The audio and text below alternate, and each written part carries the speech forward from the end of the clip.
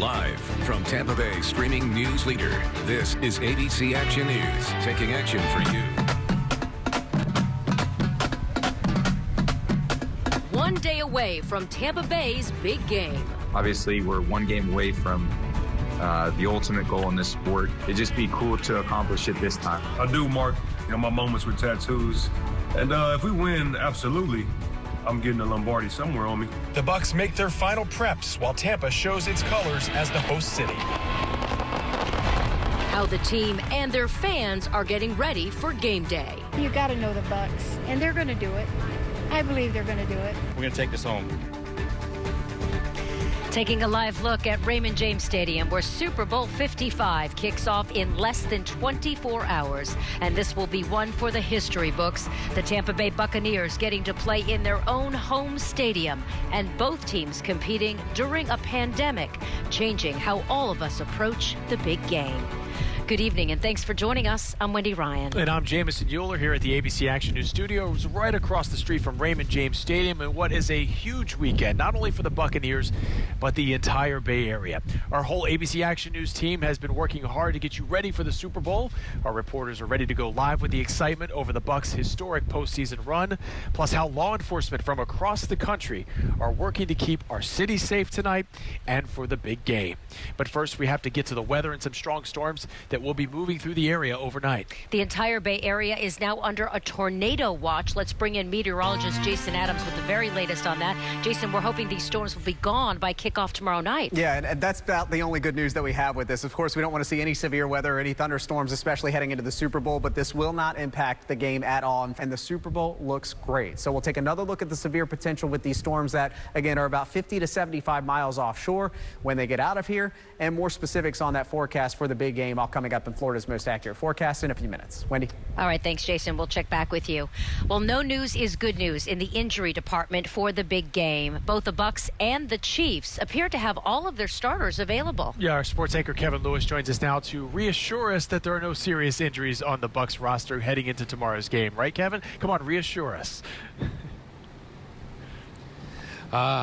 That Zen tone I bring you. I know, that is what you crave. And yes, I'm here to bring you some good news. Now, the two key words are game status. If there's a word or words next to a name in that category, you keep an eye on it, but don't panic. And there is no panic tonight. Bucs outside linebacker Jason Pierre-Paul trying to win a Super Bowl ring with his second team.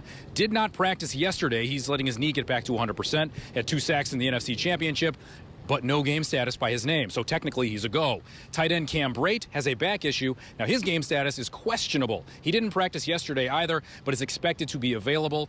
Receiver Antonio Brown, and he's also questionable with a knee that kept him out of the NFC Championship. So other than Brate and Brown, the rest of the Bucs roster is available tomorrow. The Chiefs had 2 players already listed as out. Receiver Sammy Watkins, they're only questionable. So both teams, no positive COVID tests. The results are back. No one has tested positive, so the green light is there for tomorrow. Both teams should be up to full speed. More good news for a former Buc who got the phone call that all NFL players hope they get when they retire. John Lynch, former Bucs safety, is heading to the Pro Football Hall of Fame class of 2021. He's going to be wearing the yellow jacket in Canton. Lynch was a Buc from 1993 to 2003, 11 seasons in Tampa Bay. He racked up 1,277 tackles, 26 interceptions. He is the 5th Buccaneer to head to the Pro Football Hall of Fame. Of course, he spent the last 4 seasons of his career with the Denver Broncos. But I saw some John Lynch creamsicle jerseys, some John Lynch pewter jerseys out and about in the Tampa area today. So still front of mind with current Bucs fans. Number 47 is going to the Hall of Fame. Another Hall of Famer, Tom Brady, is going to talk about his game day thought process coming up a little later on in sports. Interested to hear that. All right, thank you, Kevin. Let's talk a little bit more about the big perk of the Bucs trying to play the game here at Raymond James Stadium. They've been able to sleep in their own beds for the last 2 weeks, but that ended tonight. Our cameras captured the team arriving at a hotel in town where they will be spending the night before the big game. Meanwhile, the Kansas City Chiefs breaking with tradition and landing at Tampa International Airport just this afternoon. In other years, teams arrive the weekend before to get ready for Monday's media blitz.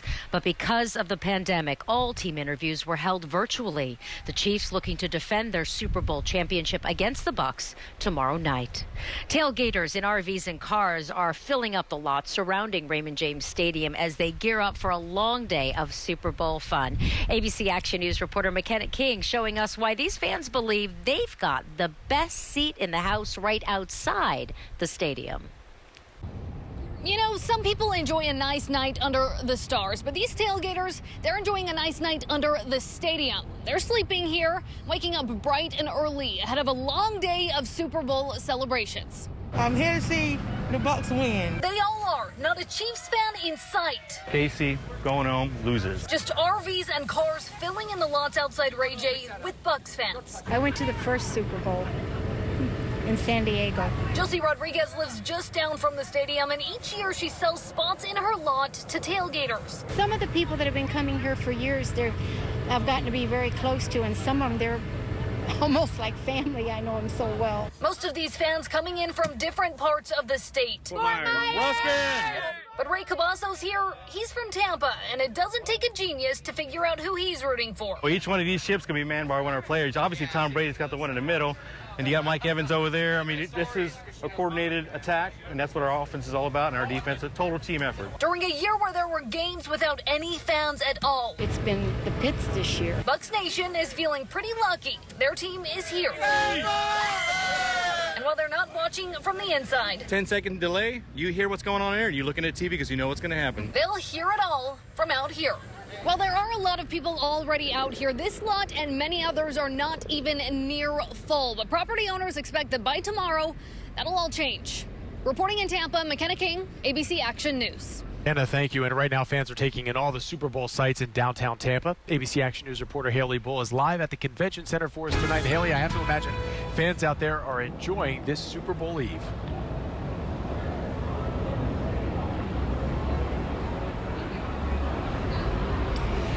Well, Jameson, the fans down here are excited. They're ready for the game, and they tell me they're coming down here to feel the energy only a Super Bowl can bring. Now, the big attraction, of course, is the fireworks off the pirate ship. That's been drawing crowds throughout the night. This weekend, it is a team effort to secure these events. It's a show unlike any other. During a historic moment in Tampa history, I'm excited, all the excitement, the energy. The fans counting down until game time. We're so happy for Tom Brady to be here, representing the Buccaneers. The crowd soaking it all in, while behind the scenes, an effort to keep it all safe. Everybody's been very cooperative so far. Tampa Police's Marine unit patrolling along the event zones, while agencies work collaboratively around the clock to secure the Super Bowl. As we stand here right now, there still remains no credible threats. Ahead of the game, law enforcement says there have been dozens of drone intrusions in no-fly zones, while Homeland Security reports nearly $70 million in counterfeit merchandise seized. On game day, they say they'll be on the lookout for counterfeit tickets, too. We have not seen it yet, but then no one showed up at the stadium with a ticket. For these fans, the night before the Buccaneers face off against the Chiefs, it's nice to see everybody out and how the city got together, to celebrate this. Now, you can see the size of the crowd out here tonight. It's definitely thinned out throughout the night. We've seen many people wearing masks. We've also seen a lot without. They are required in areas like these, and it can be enforceable by fine. The city tells us they've handed out nearly 140,000 masks. Reporting live downtown, Haley Bull, ABC Action News. Haley, thank you. We do have some other breaking news we need to get to right now. 2 people are dead after a shooting in Sarasota, and the newly appointed police chief says one of his officers saw it all happen right in front of him. Our Isabel Rosales joins us live from Bay Street. Isabel, how is that officer doing tonight? Wendy, that officer is thankfully okay, but the news is not so great for the other people involved. You can see right behind me about a block of Bay Street is taped off, and the police chief says this will be a lengthy investigation. As you can see, the shooting happened at one of those homes back there. You can see all of that activity as they gather evidence still long into the night. And today marks the first officer-involved shooting Sarasota PD has seen in nearly 3 years. Chief Jim Reeser mayor was just appointed 1 week ago yesterday after the public resignation of his predecessor. Of today's shooting, Chief Reeser says witnesses called 911 after hearing a woman screaming and then gunshots. When the officer arrived, he saw a man with a gun and witnessed as he shot and killed the woman. That officer then fired at him. I've been there 29 years. You don't want anybody hurt, citizens or the officers. I love everybody at the Sarasota Police Department. These are hardworking men and women, both of our civilian and our sworn staff. This is a tragedy that occurred tonight. Chief Reeser says they are investigating whether that suspect died from the officer's gun or whether he died from a self-inflicted gunshot wound. The officer has been placed on administrative leave per policy. The chief would not say what the relationship was between the dead man and the woman or how many rounds that officer fired. He did say, however, that his agency will be launching a body camera program this year. Live in Sarasota, I'm Isabel Rosales, ABC Action News. I can't sugarcoat the problems we're having right now. We need help. Ybor City and large crowds ahead of the big game. Why one local business owner is calling out the mayor to do more in response to scenes like this. Our coverage of Tampa Bay's big game extends outside the stadium. Take a look at this video of crowds taking over Ybor City just last night. And many fear these Super Bowl themed parties are turning into super spreader events in the city of Tampa. Yeah, tonight local business owners tell ABC Action News reporter Ryan Smith city leaders are not doing enough to curb the crowds during this pandemic. Night 2 of this Super Bowl weekend, and once again we are seeing thousands of people line the streets of Ybor City, many of them not wearing a mask. And tonight I'm told one of the clubs many people say is responsible for sparking such a large crowd last night, well, you can see here tonight, it is closed for business.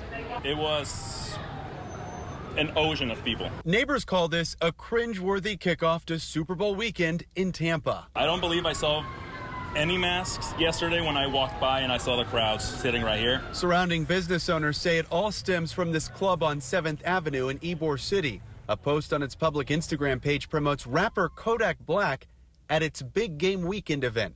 Former President Donald Trump pardoned Kodak Black in his final hours in office. And then you've got venues that are operating at 100% capacity, stuffing their places to the gill, that we're not supposed to allow dance floors. I mean, you don't have to be a rocket scientist to see a line that's 2 blocks long and know that there's going to be a dance floor inside that place. Shut them down. And this is a look at Water Tampa last night, where famed DJ Steve Aoki performed to a dancing crowd, ignoring social distancing guidelines. Hillsborough County bans businesses from operating a dance floor. Where does the buck stop?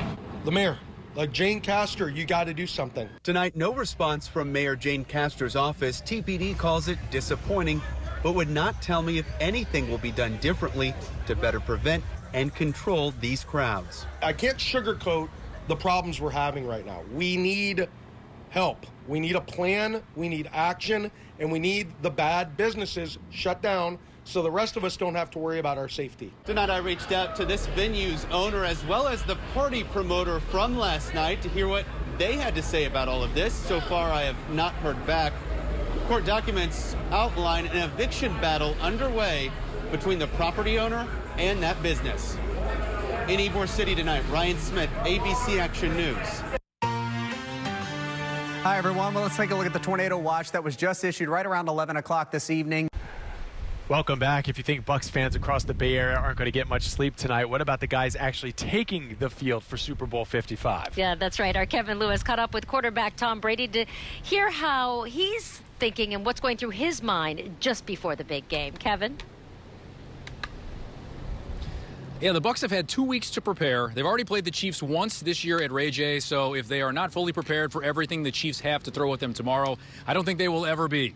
TB12, going through his daily routine tomorrow, he fears not. He said the physical stuff is over. It's time to win the mental game, visualizing how they're going to play and how the Chiefs will play them. Now, it's not one of those nice early noon games, so it's going to be a long day, one that Brady calls a slow build to the final game of the season.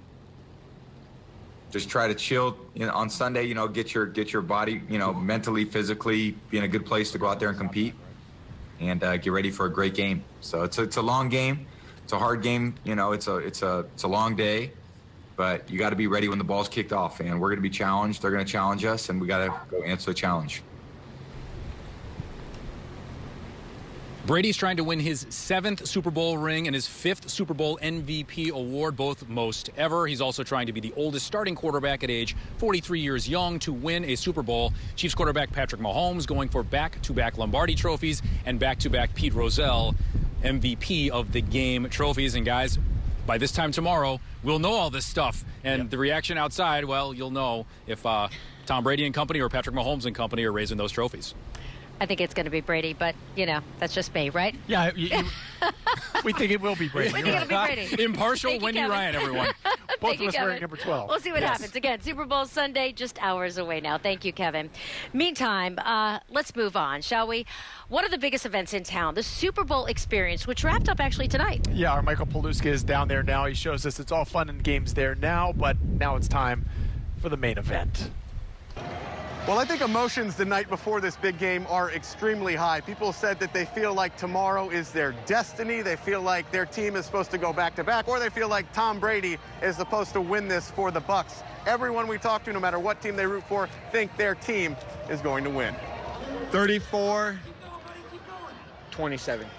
Second quarter, 9-9. From that point on, Mercer ruled Kansas City. Chiefs versus Bucs, an epic showdown. By this time tomorrow, people will be celebrating a win in the streets or taking that long walk home. But tonight belonged to the fans, enjoying the final night of the Super Bowl experience at Julian B. Lane Park. The unknown of who wins or loses, keeping anxiety and spirits high. You know, I'm in an out-of-body experience right now, you know? Yeah. My anxiety's through the sky. Kids testing their skills physically. The best thing was the combine thing back there. Oh, yeah. It was amazing. And through virtual reality, Christian Martin tossed a virtual football, channeling his inner Tom Brady. What do you think Tom Brady's going to do for us tomorrow? I think Tom Brady's going to make the Bucs win. The public really doesn't get to see the planning and organization that goes into an event this big. During our time at the Super Bowl experience, media liaison Julia Concolino took us from activity to activity. She says it's been amazing to help build her resume in graduate school for sports management.